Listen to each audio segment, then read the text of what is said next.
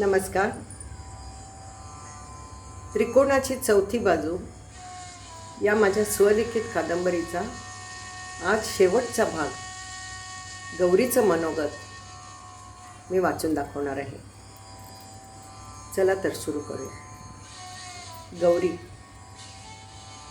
त्या दिवशी मार्केटला गेले.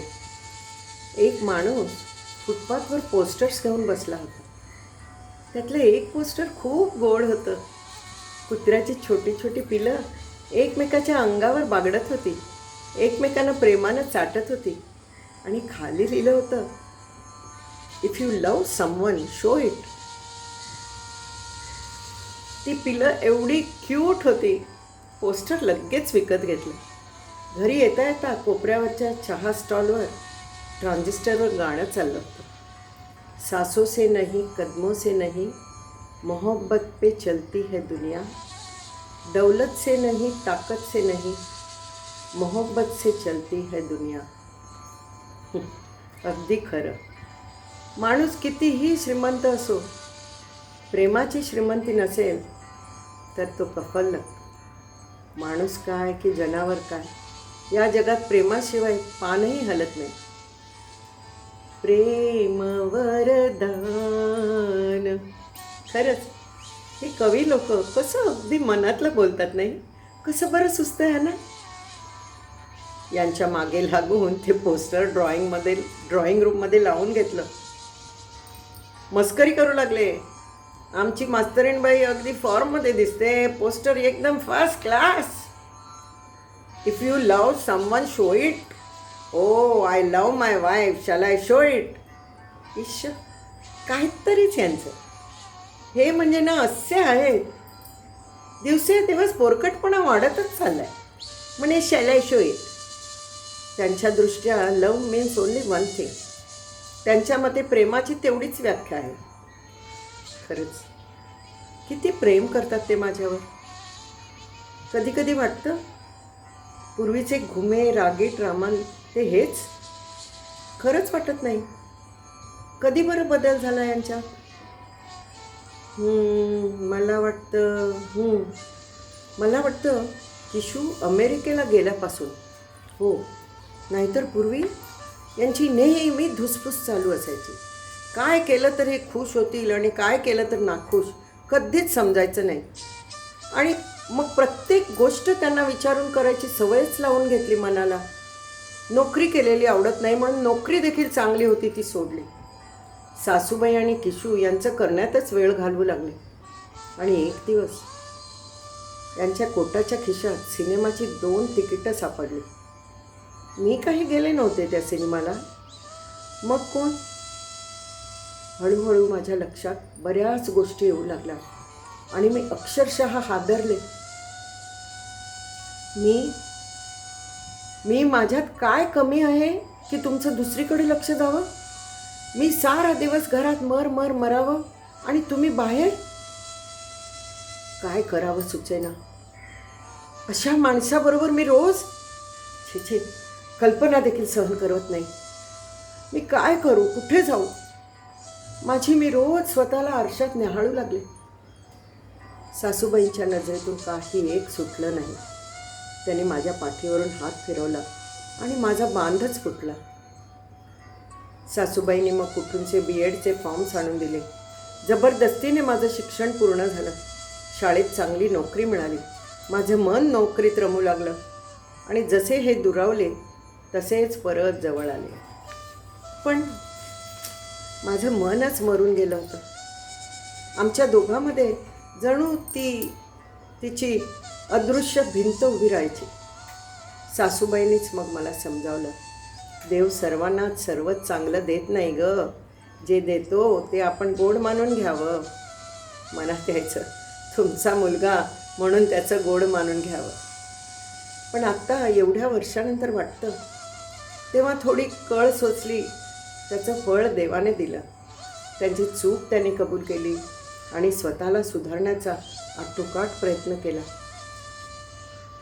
कधी कधी मला त्यांची कीव येईल. खरंच मनावर किती संयम ठेवावा लागत असेल त्यांना. माझ्यासाठी, किशूसाठी, आईसाठी. ते एवढं करू शकतात, मग मी का रुसून बसावं? मलाही ते हवे आहेत ना. I love him, so why not start afresh. तेव्हापासून देवाच्या कृपेने सर्व सुरळीत झालं आणि सासूबाईंनी आनंदाने डोळे मिटले. येता जाता त्या पोस्टरवर नजर जाते, if you love someone show it. बोलणं सोपं हो, व्यवहारात उतरवलं तर सारं जग उलटं होईल. पुरुषांचं ठीक आहे हो, बायका सारं सोसतात त्यांना सुधारण्याची संधी देतात. पण बायकांनी जर हे वरील वाक्य व्यवहारात उतरवलं तर प्रलय होईल, प्रलय. खरंच बायकांचा जन्मच वाईट. स्वत्वच नाही. आधी मुलगी म्हणून जगायचं, मग बायको म्हणून, त्याहून पुढे आई, त्याहून पुढे सासू, आजी. एकूण काय, स्वतःचं असं अस्तित्वच नाही. ही काय म्हणतील, ती काय म्हणतील यांचा त्यांचा विचार करण्यातच जन्म निघून जातो. समाजाने आखून दिलेल्या रिंगणात फिरून फिरून डोकं गरगरतं, जीव गुदमरतो. वाटतं कुठेतरी लांब जावं, लांब पळून जावं, जिथं मी कोणाचीही मुलगी, बायको, आई कुणी नाही. जिथं मी फक्त मी आहे. मला मी म्हणून श्वास घ्यायचा आहे, मी म्हणून जगायचं आहे. I want to please myself. असं फक्त मलाच वाटतं की साऱ्याच स्त्रियांना वाटतं? मग कधी कधी गरगरतं, तर कधी दरदरून घाम सुटतो. डॉक्टरांनी एक सुंदर लेबल लावलं याला, मॅनोपॉज सिंड्रोम. 30 वर्ष झाली की प्री मॅनोपॉज, 40 आली की मॅनोपॉज, 40 नंतर पोस्ट मॅनोपॉज. हर मर्ज की एक दवा, मॅनोपॉज, मॅनोपॉज, मॅनोपॉज. But is life so simple? Can it be divided into such watertight compartments? Surely not. If you love she. हे पोस्टर उगाच आणलं, सारखं तेच नजरेसमोर येतं. हे लिहिणारा बहुतेक नक्की पुरुषच असावा, आणि तोही परदेशी. बायकांनी आपल्या इच्छा व्यक्त केल्या तर प्रलय होईल, प्रलय. बायकांनी कसं समाजाने बांधून दिलेल्या टाईट रोपवर चाललं पाहिजे. डोंबारी बायका चालतात ना तशा. हो, डोंबारी बायकांच्या हातात स्टीलची रिंग असते. आम्हा बायकांच्या गळ्यात आदर्श कन्या, आदर्श पत्नी, आदर्श माता इत्यादी इत्यादी पदव्यांच्या रिंगा असतात. त्यानं गळा नुसता आवळला जातो. या पदव्या एवढ्या वाढतात की गळा भरतो आणि पायाखालची दोरी दिसत नाही. आणि एखादं पाऊल जरी वाकडं पडलं, दोरीवरचा पाय निसटला की सत्यानाश, अधांतरी लोंबकळायचं. त्यापेक्षा डोळे, कान, ओठ, मन सारं घट्ट मिटून ठेवायचं. गांधीजीच्या 3 माकडांसारखं साऱ्या भावना हृदयाच्या सप्तपटला दडवून ठेवायच्या. सेफ डिपॉझिट वॉल्ट, सुरक्षित जमा कक्ष. खरंच ह्या आदर्श पदव्या बायकांना कोणी बहाल केल्या असतील? नक्की पुरुषांनीच. का? सो डॅट बायकांनी या आदर्श विशेषणांच्या कक्षेत स्वतःला जखडून घ्यावं. घोडा कसा नाकासमोर बघून धावतो, तसंच बायकांनी आपल्या वर्तुळात घुमत राहावं. वर्तुळाबाहेरचा विचारही करू नये. पुरुषांवर आरोप लादण्यात काय अर्थ आहे म्हणा? आपण बायकाच तशा. रूढी नियमांचं, संस्कारांचं बाळकडू रक्तात इतकं भिनलं आहे. मन मारून राहण्याची एवढी सवय झाली आहे की मन मारून जगण्यातच आपल्याला धन्यता वाटते. आणि अशा वेळी दुसऱ्याचा विचार जरी मनात डोकावला तरी जीव कासावीस होतो.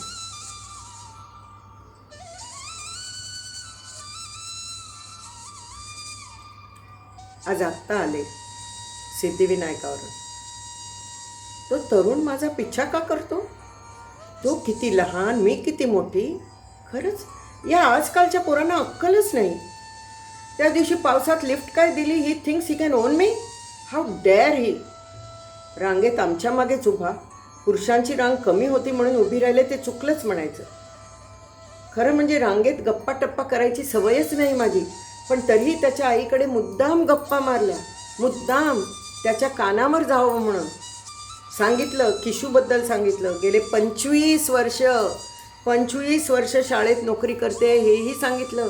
यावरून तरी माणसाने वयाचा अंदाज करावा.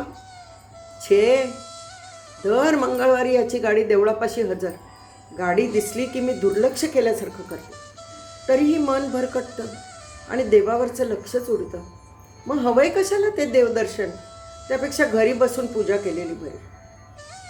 पण घरी बसले तरी विचार थांबतात. ते चालूच असतात. वाटतं असं का होतं आहे? का तो आपलासा वाटतो? त्याला पाहिलं की वाटतं याची माझी फार जुनी जुनी जुनी ओळख आहे. नक्कीच गेल्या जन्मीचीच ओळख असणार. वाटतं तो कुठं राहत असेल, घरात कोण कोण असेल. छे विचार करणंसुद्धा पाप आहे. हे विचार मनातून काढून टाकलेच पाहिजेत. Is it that easy? विचार म्हणजे काय कचरा आहे? काढला आणि टाकला कचऱ्याच्या टोपलीत. कधी कधी मन बंड करून उठतं. का करू नये माझ्या मनासारखं? का करू नये मी मैत्री? माझं मन जर निर्मळ असेल तर मी का घाबरावं रामांच्या हातून? छे त्यानं केलं म्हणून मीही? मग त्याच्यात आणि माझ्यात फरक तो काय राहिला? माझी मैत्री शुद्ध आहे असं मला वाटतं, पण लोकांना कसं पटणार? कदाचित रामूचीही मैत्री शुद्ध होती असं त्याला वाटत असेल, पण आपल्याला वाटलं का तसं? नाही ना. आणि दुसरं असं की त्यानं गाय मारली म्हणून आपण वासरू मारायचं? मुख्य म्हणजे आपल्याला ते पटतच नाही. आपलं मनच मानत नाही. जे आजपर्यंत केलं नाही ते आत्ता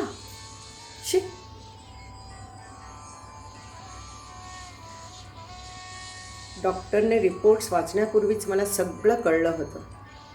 माझं शरीरच बोलून गेलं सारं. बिचारा रामू रडला. म्हटलं रडून घेऊ दे. रडायचं ते एकदाच रडून घेऊ दे. सर्व त्यालाच तर करायचं आहे. आपलं असं कोणी नाही. तोही एकुलता, मीही एकुलती. आई वडिलांनंतर एकमेकांशिवाय कोणीच नाही. किशू तिथं दूर. आणि रामूचा स्वभाव हा असा एकलकोंडा. कसं होणार याचं? एकटा कसे दिवस घालवणार? देवा सारा भार तुझ्यावरतीच बाबा, तुझ्यावरच. तूच सांभाळ रे माझ्या रामूला.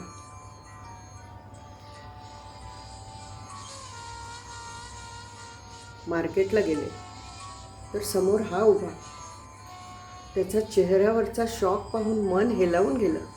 ओ my God, he cares for me. वाटलं त्याच्याजवळ जावं, त्याच्याशी बोलावं, पण नाही. That's not right.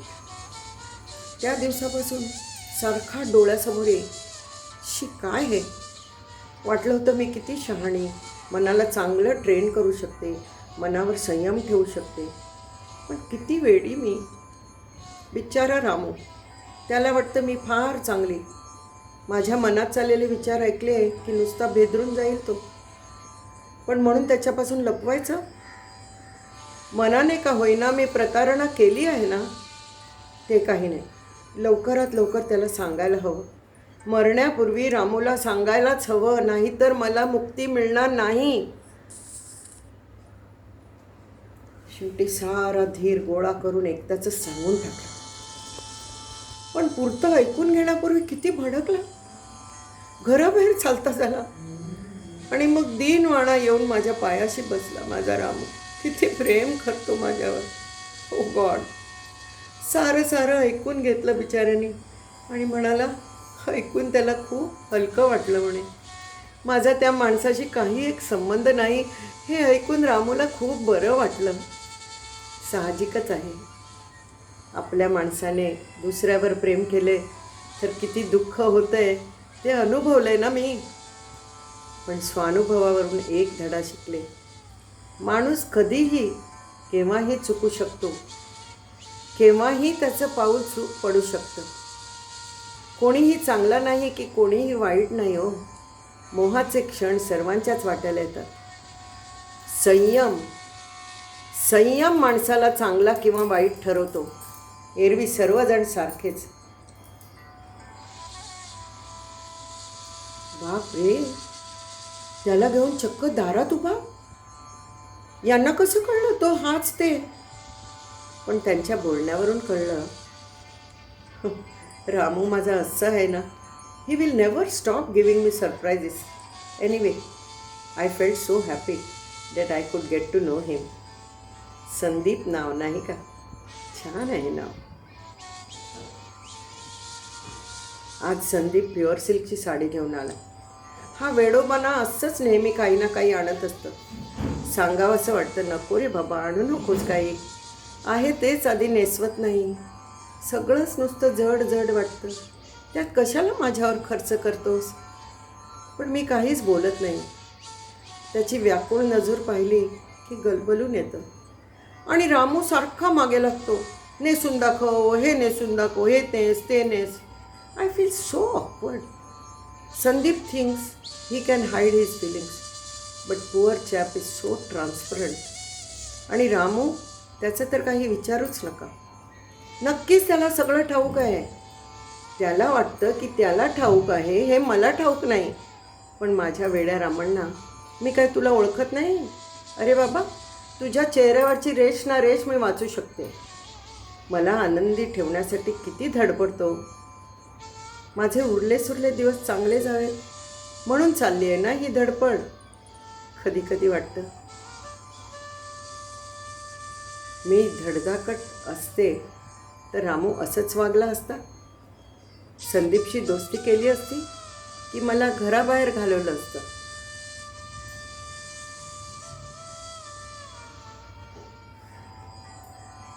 पण त्याआधी मी बोलले असते माझ्या मनीचं. 25 वर्ष केलेला संसार पणाला लावला असता. संसार उद्ध्वस्त केल्याचं पातक माथी घेतलं असतं. ही जर तरची बात कशाला. Life is so short. Make it sweet and memorable. Let me be happy and let me make everybody happy.